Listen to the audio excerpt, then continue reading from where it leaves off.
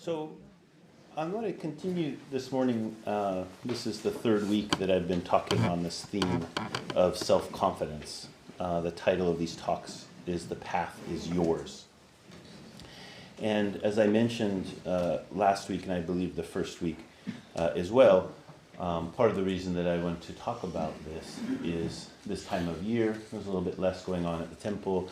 People's lives are usually a little bit more like out of the normal pattern of things, which is great. I love that about summer. But it's also a good time to reflect on how it is that we are bringing ourselves personally to this great challenge of a human life. Sometimes we rely heavily upon upon a spiritual community or teachings or teachers, and that's appropriate. And then sometimes it's really important that we look back at ourselves and look into what is present right here.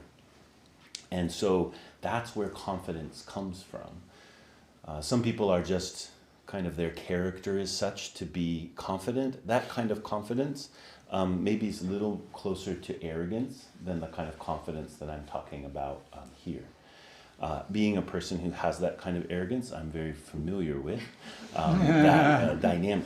It's not so hard for me to come into a place and just kind of be myself. That's a kind of confidence, but the confidence that I'm talking about here, this spiritual confidence, is something else. And it comes from asking true questions. I'll say that again. It comes from asking true questions. I don't mean true in the sense that there is some kind of like ranking system for questions, and if you get a certain amount of points on the ranking system, that's what becomes a true question. When I say a true question, I mean a question that's real. And it's real in one sense that you are actually asking something. That's one thing that makes it true. Another thing that makes it true is that it is straight. Now, I don't mean that questions don't take lots of twists and turns, but that the question itself, you're not equivocating. You're not kind of like, well, you know, the world's sort of like this and like that and this thing and like that and so and so question mark. No, it's like question. True in the sense of those of you who have ever done any kind of woodworking, particularly if you've ever done any framing, you know that when you're framing up a wall, you got to assign certain boards to certain tasks, right? And some of the boards you want to be very straight, also referred to as true. And the way that you figure out if the board is straight or not is not that you take some long thing which you've determined to be straight, like a metal straight edge, and put it up against the 2x4. You just pick it up and you look down. Right? And so the trueness is not something that comes from some externally verified trueness, but it is looking through the thing itself. You know, if you're kind of a geometry geek, I quite like geometry. It's all of the points on that line are actually in line with each other. And that's not so hard to see if you look straight down the line. If you look at it this way, some people might say it's straight. Oh, it's straight enough. It's not so straight. But when you look there, you can tell right away. And so in our practice, it's important that we cultivate that kind of attitude, that kind of straightforwardness, that kind of trueness, which usually comes with challenge. Sometimes our questions are, I wonder why. I have this very interesting bug in my room, in the hojo, which I don't know, it came in with me at some point. This has been there for the past several days. I think I showed you Kogen. Yeah, it's a lovely bug. It's lovely. It's just crawling. It's kind of this funny little body, and it's just like this. It just goes all around my desk. I'm preparing my notes. It will come across the top, and so sometimes our question is, I wonder what that bug is. That's a true question, not such a challenging question, right? I mean, maybe if you're really compelled by bugs. But by the way, I was talking with my wife also about that last night. She's so great. She said, "Oh, I'm pretty sure that's a ladybug newt." And in fact, she got out her phone and she looked it up. That's exactly what it is. Yeah, like a baby. Yeah, and it's kind of going around. Anyway, you could look for some on the hops if you're interested. We have a lot of ladybugs there. So these kind of questions that are actually the questions that typically bring us to spiritual practice are questions that we need to really treasure. What am I doing? What is this life? What is worth doing? Who am I? These flavor of questions is the kind of questions that I'm talking about. In the Zen school, sometimes we refer to the Zen school as being a school of self-power. I don't like that word very much, and it has a lot of traps, but sometimes people will refer to these schools as self-power schools. And some of those Buddhist schools which rely more on asking bodhisattvas or Buddhas to help us along the way as other power schools. So for example, the Pure Land school, in which they recite an homage to Amida Buddha over and over again. You may have heard that before. Namo Amida Buddha, Namo Amida Buddha, Namo. Beautiful, beautiful practice. The idea in those practices is I'm going to rely completely on the vow of Amida Buddha, who established a Pure Land in which all beings can be reborn or will be reborn. And through their life in that Pure Land will be able to achieve Buddhahood. So it's a kind of other power school. Zen school is usually like sit down and wake up. So if you're here, probably you have some affinity for that. Maybe you're torn, maybe a little other power, self-power. It really is good to be torn, actually. But rather than focusing here too much on the self-power, which I think is a little bit suspicious, I just want to focus on the self. The Zen school asks us to look right here. You sit down for meditation, and your gaze cannot just be outward. And we're so stuck on an outward gaze. We're so transfixed by value, accomplishment, even serenity, ease, peace of mind even becomes a kind of externalized thing where we might be able to get it or not be able to get it. The Zen school says we should brush that all aside and we should ask these very difficult, true questions, and we should face them squarely and with a kind of robustness of our being. If we're asking those kinds of questions and facing a kind of challenge, then there's a kind of confidence that emerges which is different than the kind of confidence of like, oh, I can handle this. It's more like the confidence of I'm doing something real. I'm doing something real. And when you're doing something real, you can start to sniff the bent boards. You can start to see them. You can start to sense. And I don't mean externally, although also externally, but really right here. What are the places where I'm just given to a kind of steamrolling or equivocation or dodging in some way? If the self is not totally relied on, then there isn't really any true path.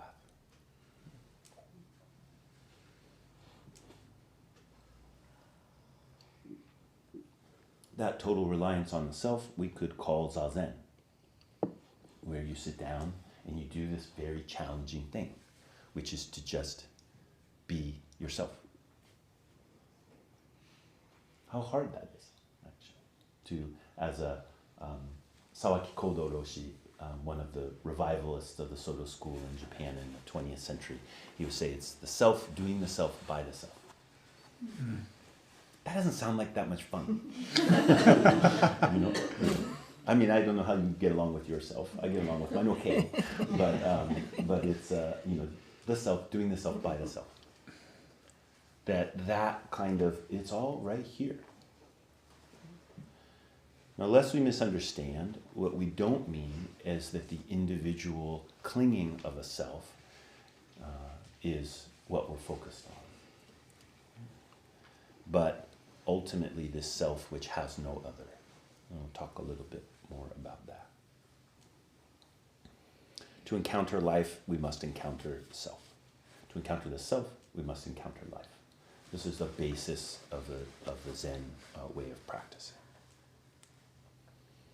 I know that many of you were here on Thursday night. We had some visiting teachers who have recently published a book called In This Body, in This Lifetime, which is a collection of stories of women practitioners in Japan, just before World War II, during World War II, and just after World War II.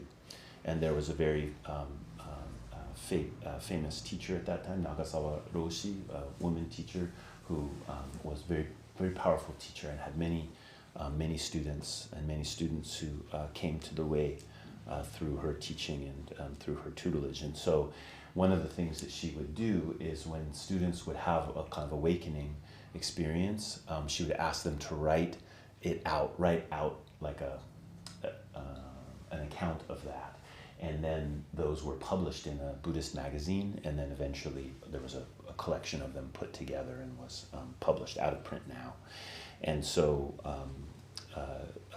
Esho and Kogen, the two visiting teachers who were here, they collected they took about half the stories that are in that compendium, and then they translated them into English. It's a really wonderful book. We have a few in the bookstore, and it's available from Shambhala books if you're interested. They did ask that people order it from Shambhala if possible. It's better to order from Shambhala than Amazon, at least in this case. So anyway, the reason I'm bringing it up is when Esho, one of the teachers, was talking about this, she kept coming back to this dynamic, particularly of the nuns who were studying with Nagasawa Roshi. She said that they were charged with taking care of the world. That's part of their job, okay, as a nun, particularly as a nun, even more than the male monastics. The female monastics would have been charged with this kind of idea that they should be caring for society. I'll spare you the commentary on that, okay? But that's the fact. That was the facts on the ground, and these women were feeling like, I want to be able to help people find a true peace of mind, but I don't know what peace of mind is. I don't know it myself.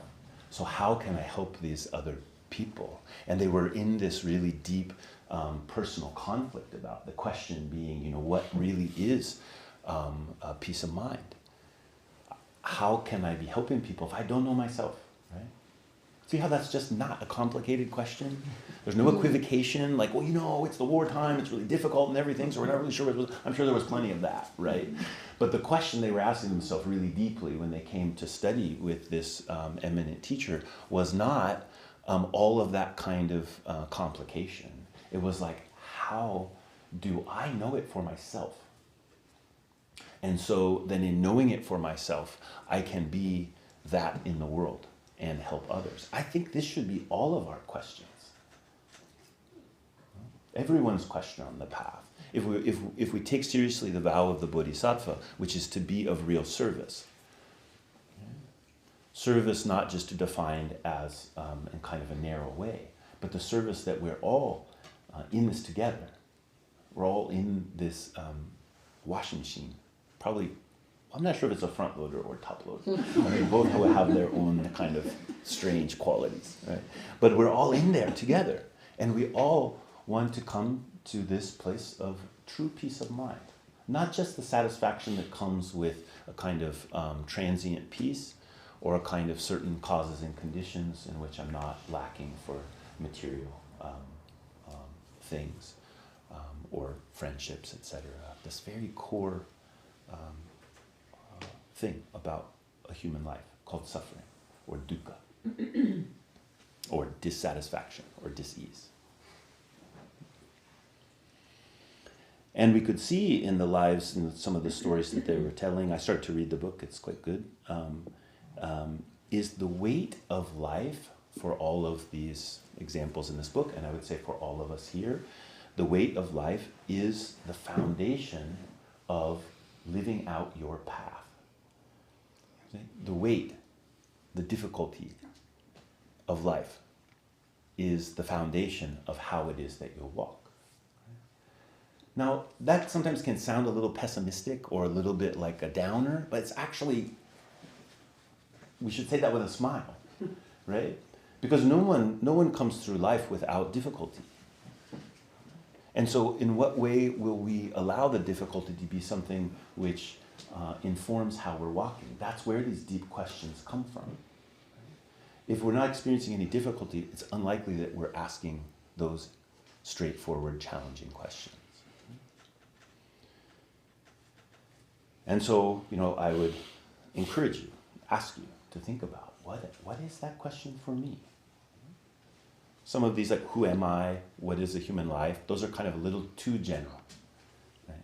They will come down to really what for you is the place. For these nuns, it was, we're supposed to be caring for people. I'm supposed to be caring for people spiritually, but I don't know the ease myself. What should I do? And through that, something wakes up.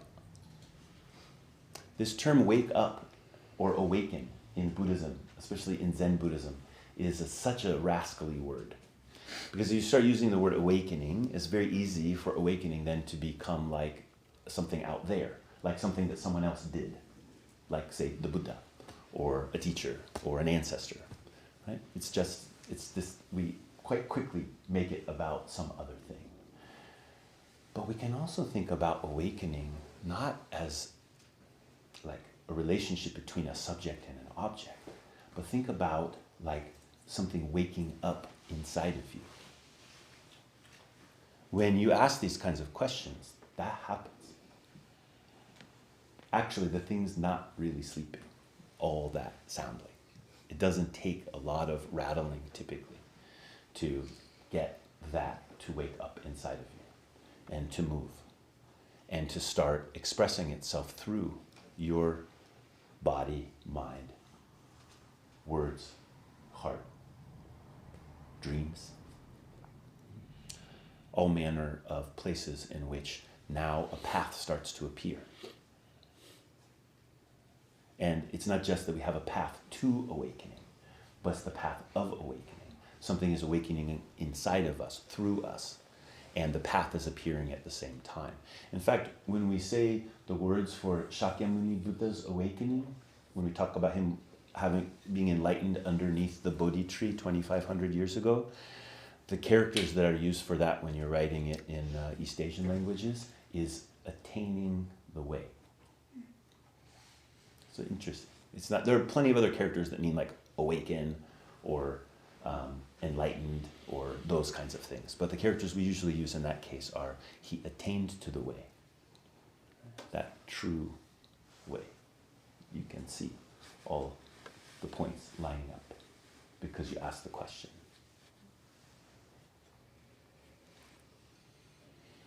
Now this takes a real profound inner journey.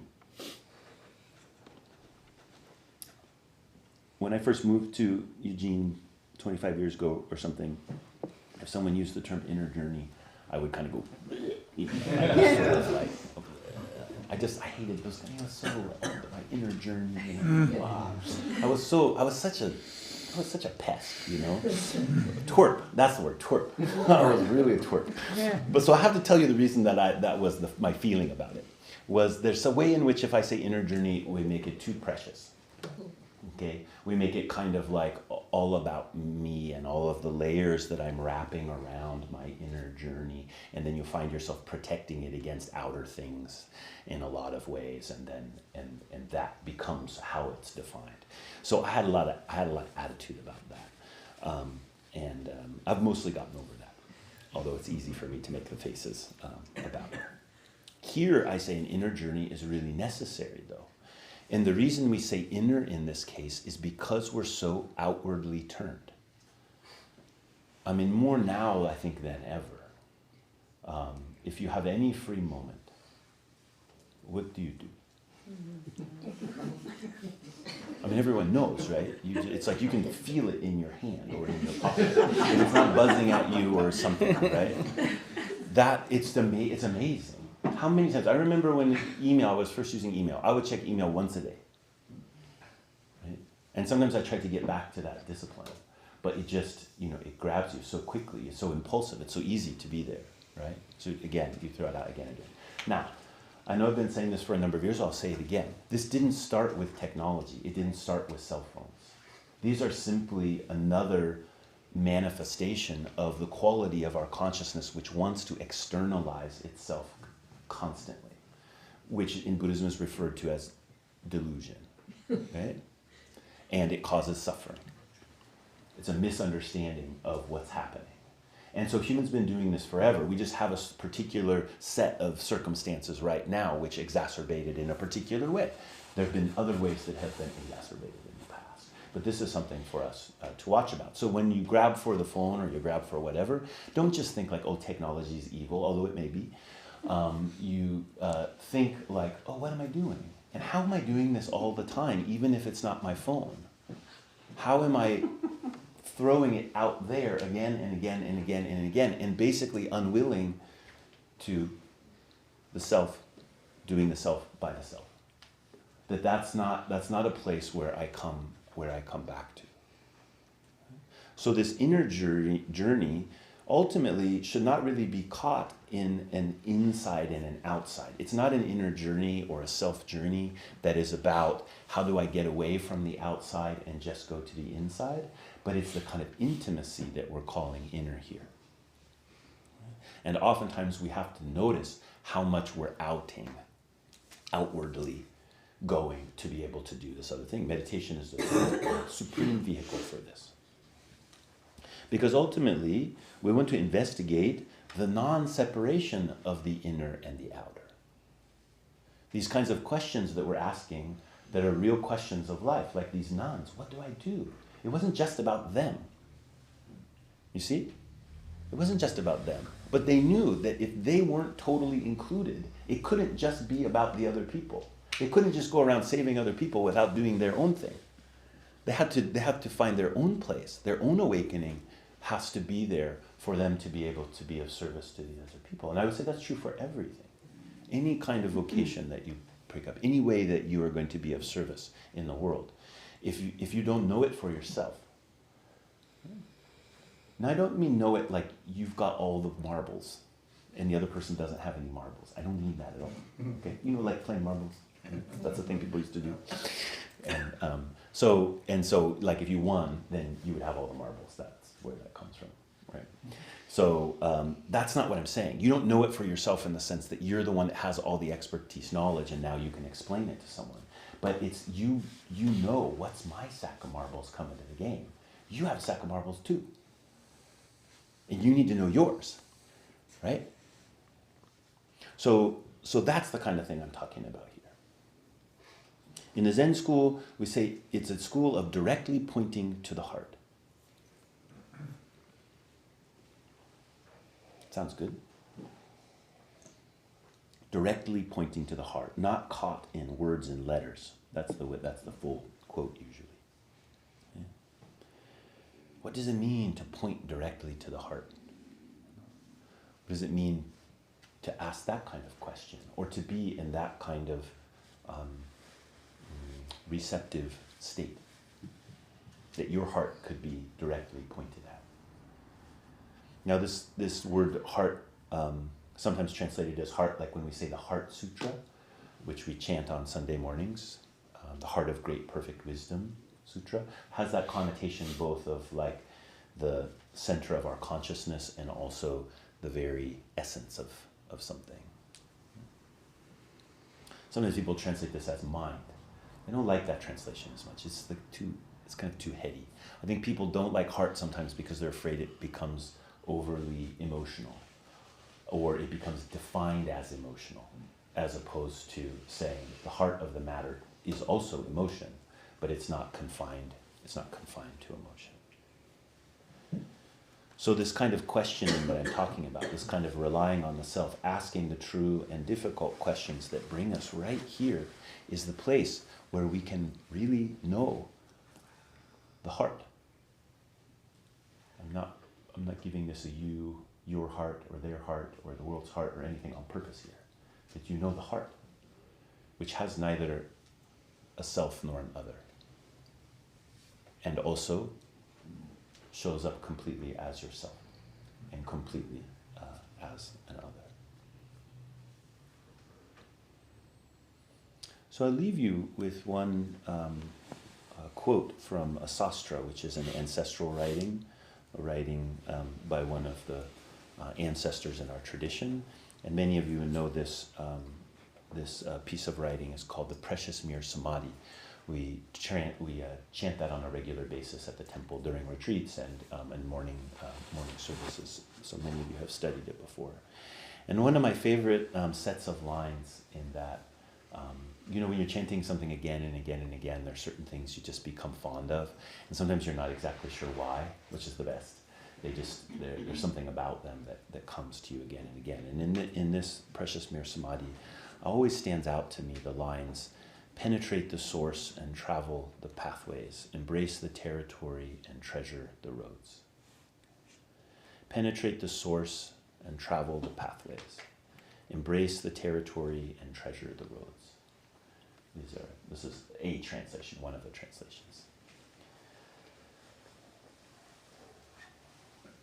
It's kind of interesting. This is like maybe too much. You don't need this information, but I'll tell you because it'll help me get through it. What's interesting in the Chinese actually doesn't say that, which is oftentimes the case when things are translated, because you have to do some interpretation. And in this case, what's funny about it is, if they did it directly, it's not that it would be not hard. It would be hard to understand. It's just that it doesn't sound good in English. I'll tell you what it would say if you just did a more direct translation.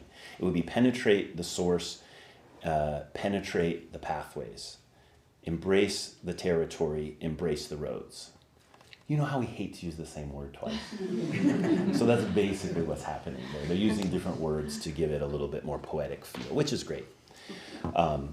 But this penetrating source and penetrating the pathway, or penetrating and traveling, right? In a way, to penetrate a path is to travel it. Right? This penetrating of the source, this is a completely honest facing of the heart. It's not that the source is some external thing which you're going to penetrate or is going to be pointed at as the object of your subject, or you being the object of some other subject. This direct pointing that's being talked about is the relinquishment of that way of facing things. Relinquishing that I'm going to go out there or something's going to come in here. That a completely honest facing of heart is what this upright sitting is about. It's when you make breakfast for your kids, or you mow the lawn, or you go swimming at the river, whatever it is. Every one of those can be this direct facing of the heart. It can be that. And that's what practice is inviting us to. Now, the other interesting thing about this is the character for pathway. Sometimes is very clearly written as pathway. Other times there's an older version of the character which conventionally means mud. Okay? And it in certain circumstances can mean pathway, like where maybe you sort of leveled out all the mud to find a way through. What do you think about that? Penetrate the source and penetrate the mud. Penetrating the source maybe is penetrating the mud. Penetrating the mud is penetrating the source. All these little articles in English give us too much information and sent us in one direction. What's called penetrating here is the source, is the mud. And that's a place where we get caught up. I mean, obviously, the mud, although it can be fun to play in for a while, becomes a problem. It becomes something that we don't want to just be covered in the mud. So what are we going to do? We're going to escape the mud. And what happens when you escape the mud? You make a lot more mud. You're trying to get out. It's kind of quicksand situation. And the road gets harder and harder and harder and harder. You have to find some other way. This penetration of the mud is absolutely necessary. Again, I don't know if you find mud when you sit quietly or not, but my guess is. And then embracing the territory and treasuring the roads. So maybe this is the one that I want to focus on a little bit more. The territory and the road. The forest and the path. Usually we think the path is going through the forest, as if there could be a path without the forest. That's the way way that we are working. But the path itself is the forest. The path is the expression of the forest. The kind of precision that allows this direct pointing of the path takes the breadth of the whole forest for it to be possible. Now, from a removed perspective, you can see how that's kind of poetic and beautiful, the everythingness and the oneness of the situation, right? And that's good. You can identify with that. But what makes that actual? How is that actualized? How is that awakened? What is the awakening that happens in that walking? It is the actual penetration of the path. It is the walking of the path in which the forest is actualized. And that's something that you can do. If I can finish all these sort of fancy, confusing words. That's something you can do, every single one of you. You have that capacity completely. And it is hard work, but it's not about the hard work. Life is hard work, right? Whether you're following the path or not. Right? So bringing your attention to the path is actually the easiest thing. Because you're going to do the hard work one way or the other. Right? You can do it kind of running away from the difficulty and it always catching up with you. Always some dogs biting at your ankles. Right? Or you can say, oh, I don't want to just be running from it. I want to face it, ask the deep question, and then have the confidence to take a step and take another step. And then you find that trees of that forest, and this is one of the oldest ways to refer to the Sangha. It is a forest. My teacher's temple is Shu Rinji. Shu means excellent. Rin means forest. Okay? Excellent forest temple, which means excellent trees of the Sangha standing all together. So our selfness and our togetherness are not at odds at all if we come through that doorway. Hojo. Right. Isn't it? You got to remember to put a song on the end of it. Hojo-san. I keep telling you that. Hojo-san. Hojo-san. Yeah, yep. I know. You You have. always say Hojo, and I say san, and then you say Hojo-san. It's kind of. I know. I It's think tricky, about it. it's No, different I language. have a dialogue about it sometimes when I'm doing yard work, and I don't know. Okay. Hojo-san. Hi. So I don't know if I probably might be confused, but isn't heart and mind same? Yeah.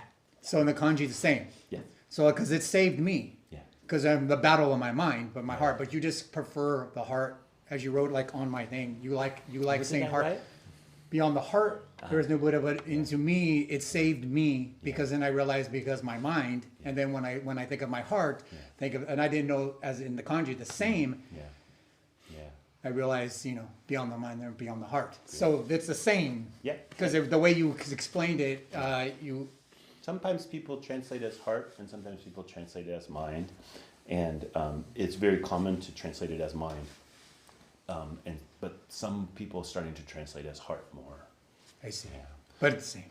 It's the same. Okay. And one of the things I think that's a place where in the transmission through language is really good to study. Why in English do we have that separation? That's an interesting thing for us to consider. And what am I referring to when I refer to my mind? What am I referring to when I refer to my heart?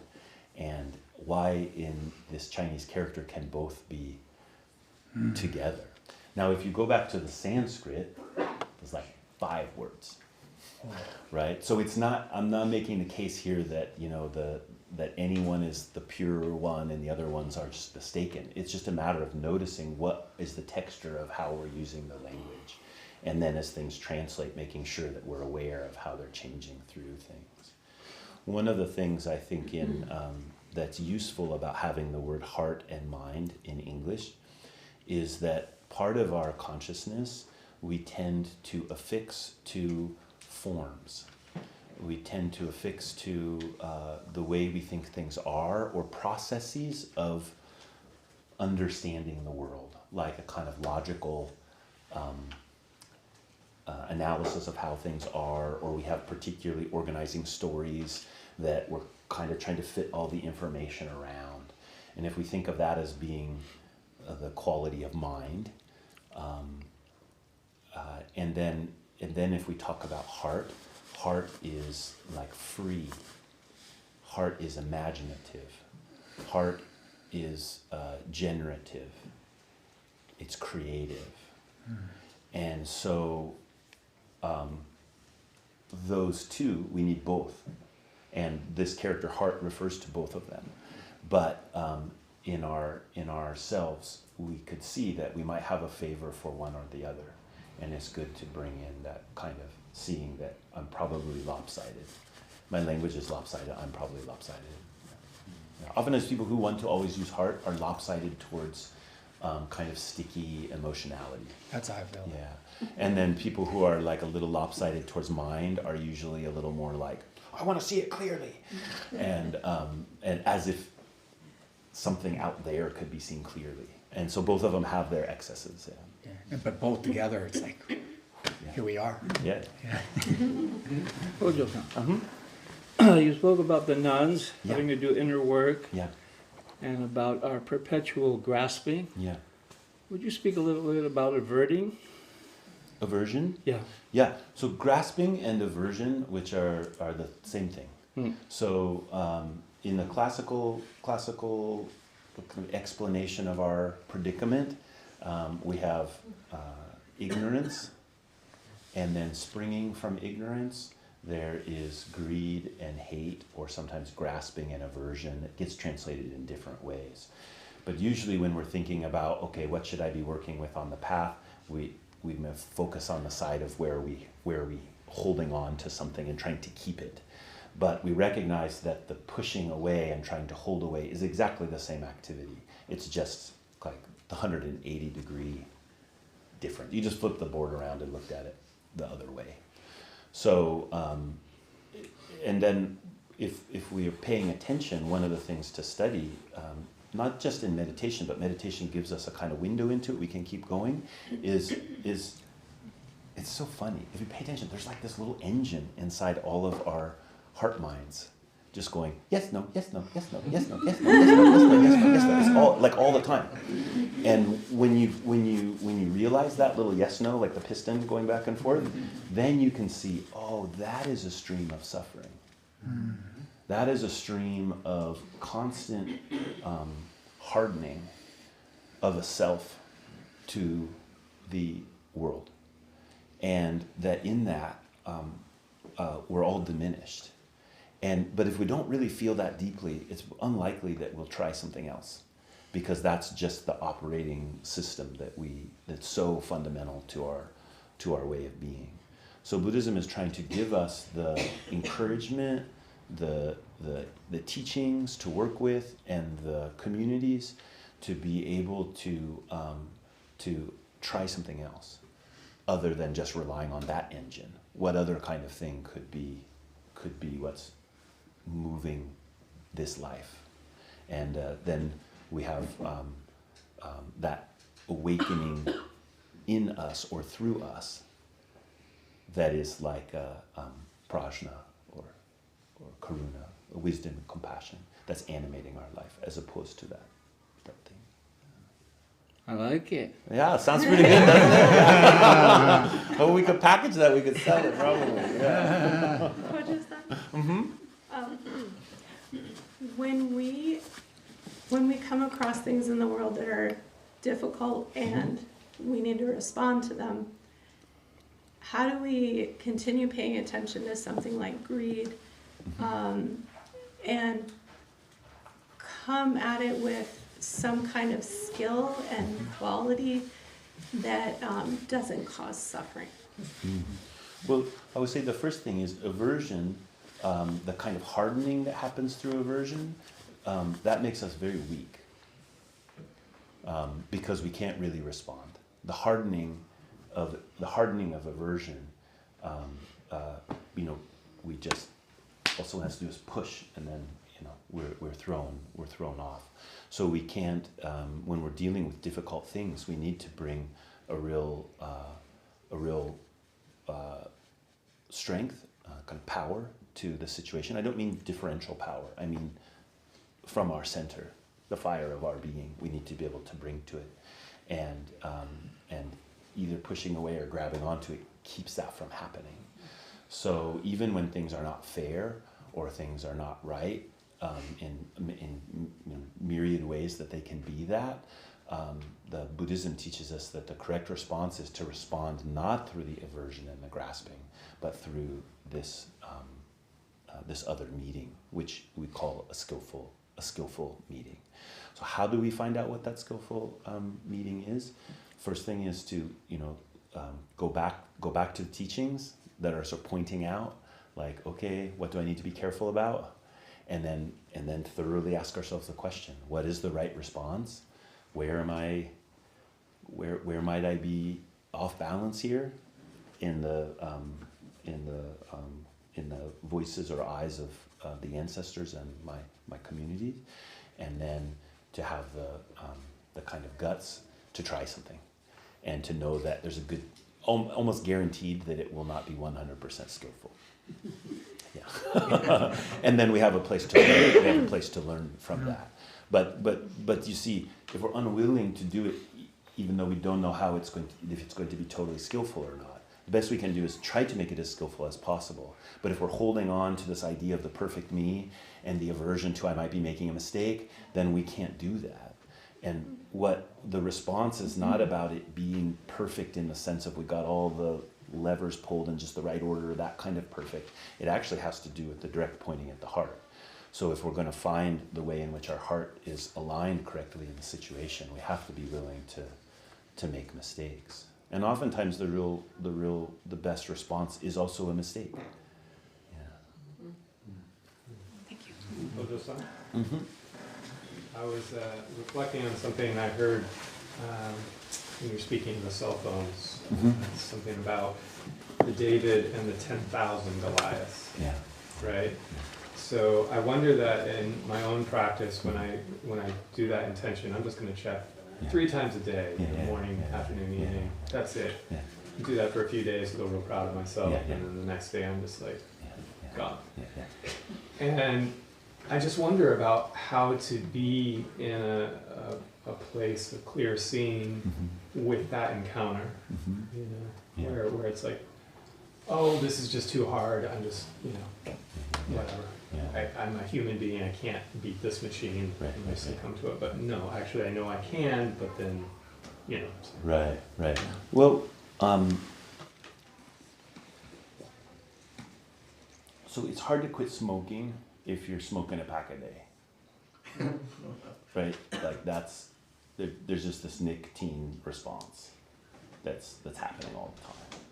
So when we're working with, I'm not advocating here for just getting rid of all of this technology, but what I'm saying is that struggle where we really do, a couple days is not long enough. Like we actually have to set up a different form of living and create a situation, fail, come back to it, and find a different way forward with it. And that's both outside of us and inside of us. And there is a whole, there's an industry, one of the most wealthy industries in the world right now, which is actively pursuing on a daily basis with billions of dollars how to capture your attention. So it's kind of getting clear about that stuff, I think, is really important. Because we can just take it as like a project of my own, am I good enough to do this or not good enough to do it or something. So I think that's that's kind of one set. Then the next piece is, am I actually paying attention? Rather than just thinking about how often do I use it or not use it, but can I enter into a full relationship with that situation, which is a lot harder than just not using it. The kind of not using it, that's sort of the first step. That's sort of grade school. And we get on to high school, is like, do I actually know what I'm doing? Like, why did I just flick to Instagram? Like, how did that even happen? Why am I there now? Why am I 17 things down listening to some comedian with a hilarious joke?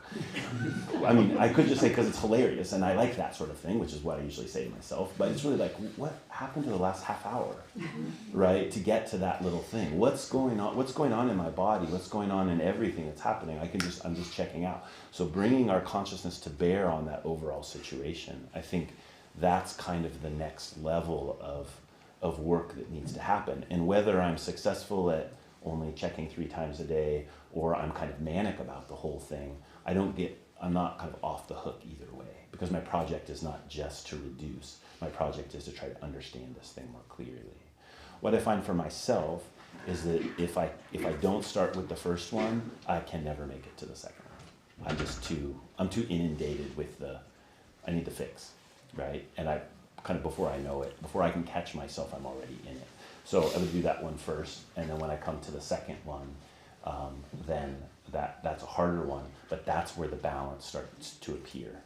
And it's fine. I love stand-up comedy. I'm so happy for YouTube. Yeah. You know, like, it just cracks me up, and I think it's really healthy, you know, to that. But there's a way in which I can interact with it, which is not healthy, you know. So that's my overall advice.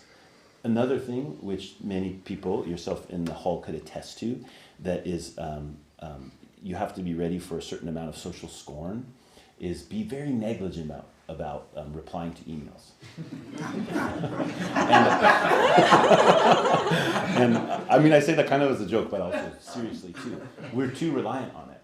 And we start getting in a mindset like, tag your it, right? I think when I send someone an email, I'm like, tag your it, right? I've projected my ideas about the world and my desires for how things are going to go, with a few lines, and now I've just placed it in your inbox. Tag your it, right? And so that's not so great. But then what happens is we're tagging your it, all these other people, we know that we're getting tagged. And so the tag your it thing that happens, which is now I'm responsible, because someone emailed me, I'm responsible for getting back to them. Which we are. I mean, basically that's how our society is developed, but it has a huge cost, because we, you know, like, I blame this on answering machines. I think that was the first, when you had to call people and they either answered or they didn't answer. I think that there was a big shift once we had answering machines, and you could leave a message, and then the tag your it kind of way of thinking about things became, you know, all pervasive. So I think about that a lot, and I don't only not answer your emails because I'm a bum, although that's a large part of it. But the other part is that I'm trying to ride that line. Like, I don't want to get too on that hook. And then I also sometimes feel like if someone really wants to get a hold of me, they can call. Usually if they call, if I'm here, you know, someone will come get me. And if I'm in a meeting or something, they'll give a number, and then usually I'll call back. But I do feel like if you called and you didn't get a hold of me, it's your responsibility to call back. Right? Isn't it? I mean, that's at least how I'm trying to convince myself. Yeah. Because I mean, I feel that way. If I call someone and I don't get through, it's my responsibility to get a hold of them, not their responsibility to get a hold of me. I feel that way. Yeah. So, yeah. Huh?